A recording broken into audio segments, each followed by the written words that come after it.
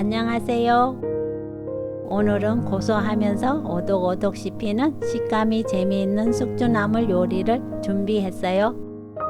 숙주나물은 맛있게 무쳐서 밥 반찬으로 먹어도 좋고, 숙주나물 무침 넣고 계란 후라이 하나 얹어 비빔밥 만들어 먹어도 정말 맛있어요.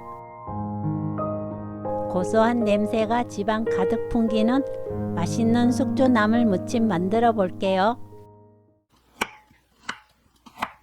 당근 반 개를 채 썰어 주세요.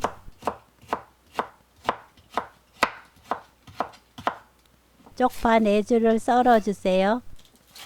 저는 쪽파가 있어서 사용했는데 쪽파가 없으시면 대파 쫑쫑 썰어 주시면 된답니다. 숙주는 껍데기가 붙어 있으니 흔들면서 씻어 준비합니다. 뚜껑 있는 팬에 숙주 500g과 당근을 올리고 물 100ml를 넣어 주세요.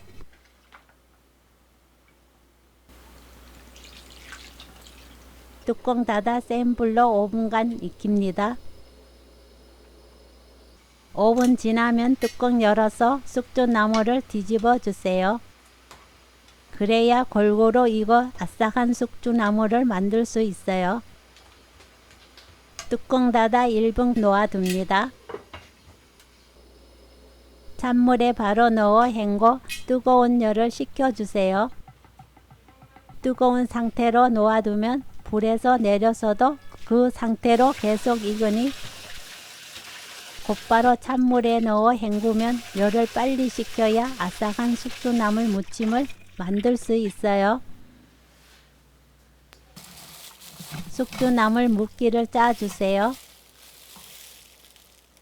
뭉쳐있는 숙주나물은 잘 풀고 양념을 넣어야 양념이 골고루 쏙쏙 들어갑니다.